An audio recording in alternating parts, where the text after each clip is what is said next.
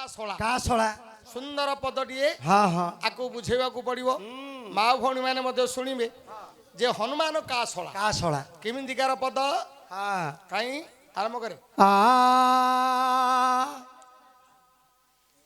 ମୋର ବିଦୁଷ ମଣ୍ଡଳୀ ଶୁଣିବା ଦେଇ ମନ କାହାର ଶଳା ପୁଣି ହୋଇବେ ହନୁମାନ।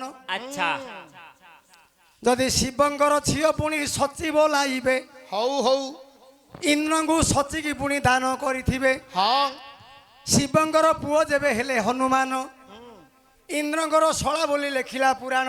ଗୋଟେ ପ୍ରକାରେ ଯୋଉ ଶିବଙ୍କର ଝିଅ ସଚି ହଁ ଶିବଙ୍କର ଝିଅ ପୁଅ ହେଲେ ହନୁମାନ ହନୁମାନ ଇନ୍ଦ୍ରଙ୍କର ଶଳା ହଉ। ଶଳା ଯଦି ପବନଙ୍କ ପୁଅ ପୁଣି ହୋଇବେ ମାରୁତି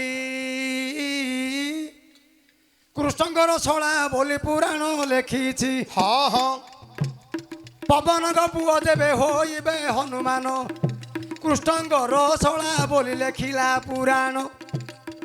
ଯଦି କେଶରୀ ବାନରଙ୍କ ଯିବେ ପୁଅ ହୋଇ ବିଶ୍ୱକର୍ମାଙ୍କର ଶଳା ସେ ଜୀବ ହୋଇ। ଯଦି ଆମେ କହିବା କେଶରୀ ବାନରଙ୍କର ପୁଅ ହଁ ତାହେଲେ ବିଶ୍ୱକର୍ମାଙ୍କର ଶଳା ହେଲେ କିଏ ହନୁମାନ। ହନୁମାନ ତିନି ପ୍ରକାର ଗଲା। ହଁ ଆଉ ଗୋଟେ ପ୍ରକାର ଆହୁରି ଯୋଗାରୁଢ ନାମରେ ପୁଣି ଗୋଟିଏ ବ୍ରାହ୍ମଣ କନଙ୍ଗାବତୀ ବୋଲି ପାର୍ବତୀ ଝିଅ ନାମ। ଯୋଗାରୁଢ ବ୍ରାହ୍ମଣକୁ ବିବାହ କରିଦେଲେ ହନୁମାନ ତାର ଶଳା ଲେଖିଲା ପୁରାଣରେ।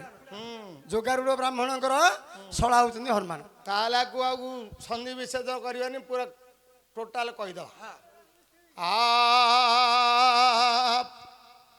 हे पंडित वर्ग माने पुराणे लक्ष्य कर कहिबा हनुमान कार शोला जगतर जोगारूढ़ नाम रे गोटिए विप्रवर अनीति करिला रे बल बीर्य ताहार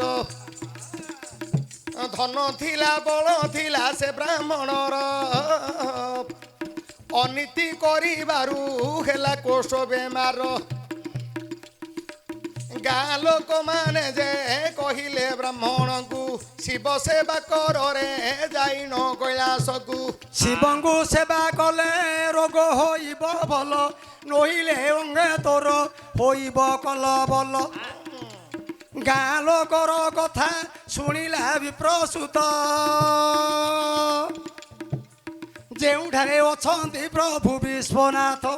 आगे हे पूर्वे उदगिरी नीलगिरी अग्नि कोणे मंदरगिरी गोटिक रहिला दक्षिणे नैऋत कोणे रहिला विंध्य पर्वत पश्चिम अस्ताचलता नाम श्वेत कंदर पर्वत रहिला वायव कोणे उत्तर हैमंद कैलास ईशान्य। ईशान्य कोण को ब्राह्मण पुआ चलिला रे से पुआ चलिला ओम नमः शिवाय हे उच्चारण कला।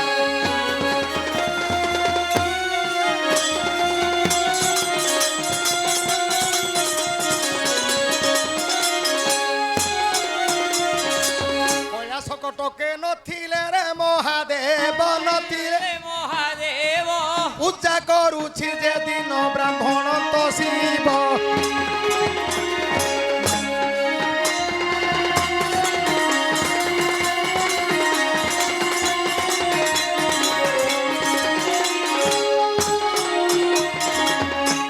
बेले कैलाश कटकरे महाप्रभु शिव नाहंदी ए कोष्ठ रोगी ब्राह्मण पुओ शिव शिव जपुछि। हाँ हाँ पार्वती जानी देले कथा गारे कथा जानी देले पर्वत नंदिनी शिव नाम को ब्राह्मण जो पिलानी शिव नाम को ब्राह्मण जो पिलानी जपी जपी ब्राह्मण जेबे मरी जीवे शिव नाम रे कलंक लागी बतेबे। हाँ हाँ एते बोली करी महादेवी हैमवती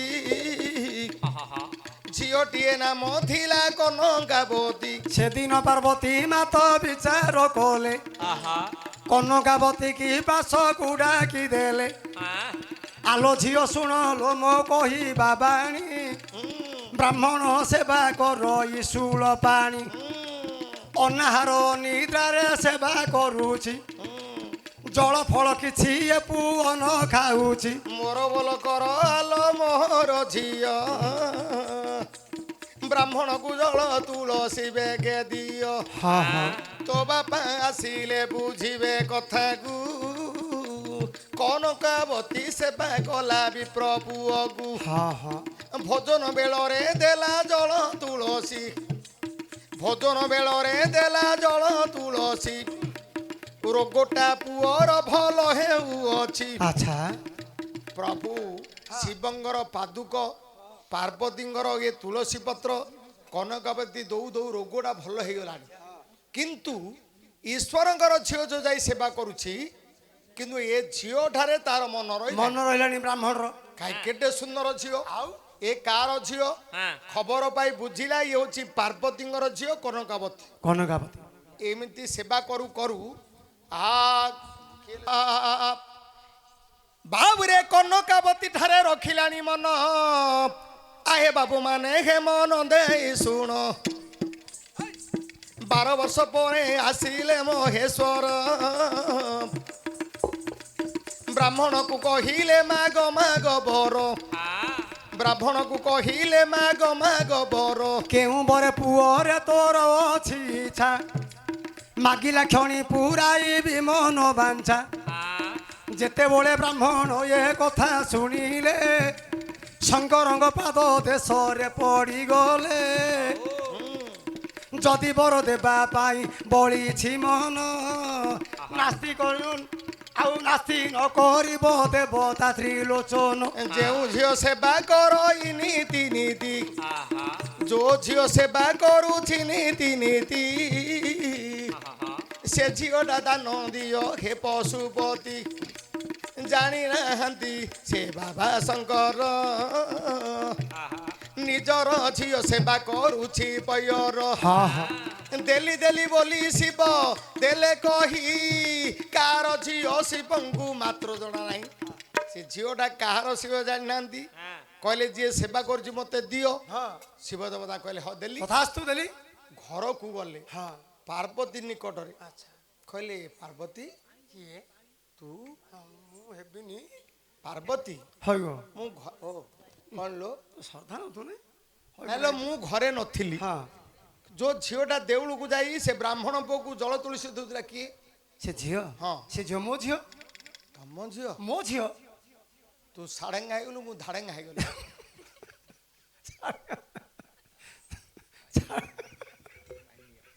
ପାର୍ବତୀ ଯୋଉ କୋଷ୍ଠବାଧି ପୁଅଟା ସେବା କରୁଥିଲା ସେ ଝିଅଟାକୁ ମତେ ମାଗିଲା ମୁଁ ହଁ କରିଦେଲି। ଦେଇଦେଲ ଆଉ ମୁଁ ହଁ କରିଛି। ଆଉ କେତେ କଥା କଲ। ପାର୍ବତୀ କହିଲେ ମୋର ଝିଅ ସୁନ୍ଦର ଜ୍ୱାଇଁ ସୁନ୍ଦର ଚାଲି ଯାଉଥିଲେ ଦାଣ୍ଡ ସୁନ୍ଦର ଏ କୋଷ୍ଠିଏ ପିଲାଟା ମୋର କଣ ମୋର ଝିଅର ବର ହବ ଏଇଟା ହବନି। ମୁଁ ଦେଇଦେଲିଣି ତ। ନାଇଁ ନାଇଁ ମୁଁ ଦେଇପାରିବିନି। ମୁଁ ଦେଇଦେଲିଣି। ଶିବ କହିଲେ ଆଉ କଣ ନଦେଲେ କେମିତି ହବ ପିତୃଦତ୍ତ କନ୍ୟା ରାଜଦତ୍ତ ପୃଥ୍ୱୀ। ମୁଁ ଯଦି ହଁ କରିଛି ନଦେଲେ ନରକରେ ପଡିବି। ବାପ ସେତେବେଳେ କଣ ହେଲେ ଜାଣିଛ ନା ଆରେ କହୁଛନ୍ତି ପ୍ରଭୁ ଦେବ ଶଙ୍କର ଦେବ ଶଙ୍କର ନରକରେ ପଡିବି ରେ ଯୋ ସାବର ହେ ଯୋ ସାବର ଝିଅ ଦେଲେ ଆମ୍ଭର ତ ପୁଣ୍ୟ ହୋଇବ ପୂର୍ଣ୍ଣ ହୋଇବ ଝିଅ ଦେବା ପାଇଁ ସ୍ଥିର କରିଲେ ଶିବ କରିଲେ ଶିବ ଝିଅଟା ଦେବା ପାଇଁ ଠିକ କରିଦେଲେ। ବିଭା ବେଦୀ ହେଇଗଲା। ଝିଅ କନକାବତୀ ସହିତ ଏ କୋଷ୍ଠ ରୋଗୀ ପୁଅ ବିବାହ ହେଇଗଲେ। କାନ୍ଦିଲା ଝିଅ କନକାବତୀ କାନ୍ଦି କାନ୍ଦି ଭାଇ କାର୍ତ୍ତିକେଶ୍ୱର ପାଖକୁ ଗଲା।